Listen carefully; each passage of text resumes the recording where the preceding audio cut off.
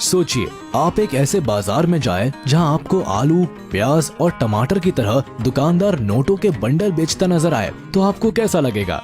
I guess आपको बड़ा अजीब लगेगा। लेकिन आपको जानकर हैरानी होगी कि दुनिया में एक ऐसा अनोखा देश भी है जहां फल, सब्जियां नहीं बल्कि पैसे बिकते हैं। जी हाँ, पैसे जो हमें अपने देश में सीसीटीवी की नजरों में रहते हुए एटीएम या फिर बैंक से मिलते हैं, मगर यहाँ तो मंडियों में ही मिल जाते हैं। अब इसके पीछे की वजह क्या है, ये जानने के लिए आपको हमारा आज का ये वीडियो अंत तक देखना पड़ेगा, जिसमें बात हो रही एक ऐसे देश की जहां नोट रद्दी की तरह बाजार में किलो के भाव मिल जाते हैं। तो चलिए फिर शुरू करते हैं आज का वीडियो। करेंसी किसी भी देश की इकोनॉमी की नींव होती है। यही वजह है कि दुनिया के लगभग सभी देश अपने यहाँ के सिक्कों और नोटों को बड़ी हिफाजत और कड़ी सुरक्षा में रखते हैं। लेकिन दुनिया में एक जगह ऐसी भी है जिसका नाम है सोमालीलैंड, जहाँ पैसा बंडल की शक्ल में शहर की सड़कों पर रद्दी की तरह पड़ा रहता है, और वो भी बिना किसी हिफाजत के। अब आप ये मत समझिए कि यहाँ राम राज स्थापित है और किसी को भी ना पैसे का लोभ है और ना ही चिंता। अब ऐसा क्यों है, इसके लिए हमें जरा इस जगह का इतिहास जानना पड़ेगा, जिसके लिए कुछ साल पीछे जाना पड़ेगा। कुछ साल से मतलब कुछ साल ही है, यही कोई 3 दशक पहले। तो वो वक्त था साल 1991 का, जब उत्तरी अफ्रीका में अदन की खाड़ी के पास मौजूद सोमालीलैंड गृह युद्ध के बाद सोमालिया से अलग होकर वजूद में आया। यहाँ के लोगों ने तो इसे अपना नया देश मान लिया, लेकिन किसी भी दूसरे देश ने इसे मान्यता नहीं दी और अभी तक भी नहीं दी है। लेकिन मीडिया में छपी खबरें बताती है कि यहाँ के 40 लाख की आबादी खुद मुख्तार जमहूरियत का दावा करती है। मगर इस जगह की हैसियत बेहद गरीब मुल्क वाली है, क्योंकि यहाँ ना कोई सरकारी व्यवस्था लागू है और ना ही यहाँ के लोगों के लिए रोजगार का कोई साधन है। वैसे यहाँ से भारी मात्रा में ऊँटों का निर्यात होता है, लेकिन फिर भी इतना नहीं कि देश के लोग सुकून से और आराम से जिंदगी जी सके। यहाँ का ज्यादातर हिस्सा रेत की चादर से ढका रहता है। वहीं पानी की कमी की वजह से इलाके में सूखा पड़ जाना आम बात है। नतीजा, सोमालीलैंड में साधारण नहीं बल्कि गरीबी का स्तर बहुत भयंकर है। और यहाँ की करेंसी का नाम है सोमालीलैंड शिलिंग, जिसकी वैल्यू चूरन में मिलने वाले चिल्ड्रन बैंक के नोट जितनी है। मगर फिर भी यहाँ सोमालीलैंड शिलिंग के 500 और 1000 के नोट ही चलते हैं। बताया जाता है कि यहाँ एक अमेरिकन डॉलर के बदले 8500 से लेकर 9000 सोमालीलैंड शिलिंग के नोट मिल जाते हैं। वही अगर कोई $10 दे दे तो उसको नोटों की वैल्यू के हिसाब से नहीं बल्कि किलो के हिसाब से शिलिंग दिए जाते हैं, और वो भी 1-2 किलो नहीं, पूरे 50 किलो सोमालीलैंड शिलिंग।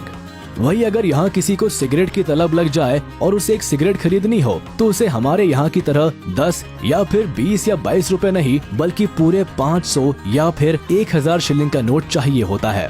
वही थैला भर सब्जी खरीदने के लिए थैला भर नोटों की जरूरत पड़ती है। और अगर किसी को गलती से कोई कीमती गहना खरीदना हो तो उसे शिलिंग के नोट से भरा ब्रीफकेस नहीं बल्कि ठेला गाड़ी दुकान तक ले जाना पड़ता है। अब यहाँ हम आपको ई रिक्शा या फिर टेम्पो का उदाहरण भी दे सकते हैं, लेकिन दिया नहीं, क्योंकि यहाँ पर एक पहिए वाली ठेला गाड़ी सबसे ज्यादा चलती है। यही वजह है कि यहाँ की राजधानी कही जाने वाली हर्षिगा के बाजारों में अक्सर लोग ठेला गाड़ी पर ही नोट लाद कर चलते हुए नजर आते हैं। वैसे इस देश की एक खासियत भी है।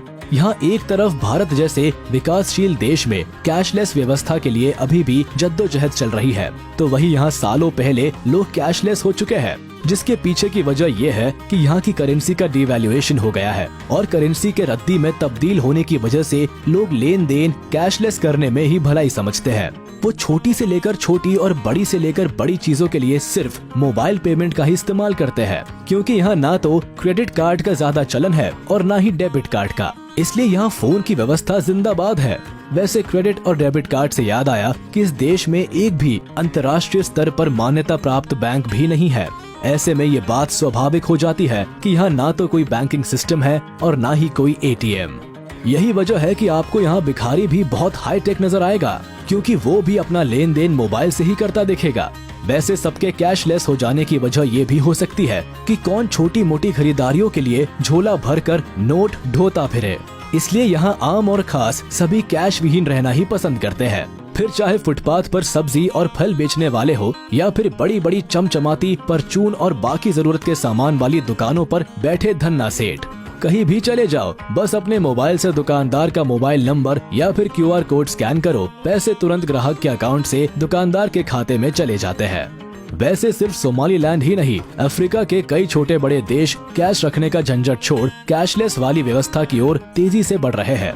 घाना, तंजानिया, युगांडा में भी मोबाइल बैंकिंग की क्रांति आ रखी है। इसी तरह केन्या में भी बड़ी तादाद में लोग एम-पैसा के जरिए भुगतान कर रहे हैं। वैसे अब आप ये मत मान लीजिएगा कि कैशलेस हो जाना कौन सी बड़ी बात है। हमारे देश में भी तो कई बड़े शहर लगभग पूरी तरह से कैशलेस हो चुके हैं। मगर सोमालीलैंड की खासियत है कि यहाँ के शहरों के साथ साथ गाँवों में भी लोग नोटों को भूल चुके हैं। बीबीसी में छपी रिपोर्ट बताती है कि यहाँ के गाँवों में 60% से ज्यादा लोग अब अपने मोबाइल के जरिए ही पूरा लेन देन कर रहे हैं। साथ ही यहाँ 16 बरस से ज्यादा की उम्र वाले 88% लोगों के पास मोबाइल फोन है, जो उनके लिए बातचीत करने का तो जरिया है ही, मगर अब ये उनका निजी बैंक भी बन गया है। जबकि यहाँ के ज्यादातर लोग निरक्षर है, यानी अनपढ़ है या फिर कम पढ़े लिखे हैं। वैसे यहाँ लोगों के लिए पढ़ाई लिखाई का ज्यादा महत्व है भी नहीं, क्योंकि इस छोटे से देश में रोजगार मिलना एक बड़ी समस्या है। यहाँ के लोग मछली पालन और छोटे मोटे कामों में लगे रहते हैं, जिसमें उनकी सिर्फ आजीविकता चलती है। साथ ही ये देश अपने टूरिज्म सेक्टर पर भी बहुत ज्यादा निर्भर रहता है। बताया जाता है कि सोमालिया में बीचेस और यहाँ काफी रहस्यमय गुफाएं और जंगल है, जिस पर रिसर्च चलता रहता है और शोध से जुड़े लोग आए दिन यहाँ आते जाते रहते हैं। तो चलिए दोस्तों, पैसों के बाजार और सोमालीलैंड के बारे में बताता ये वीडियो यही खत्म होता है। उम्मीद है आपको ये पसंद आया होगा।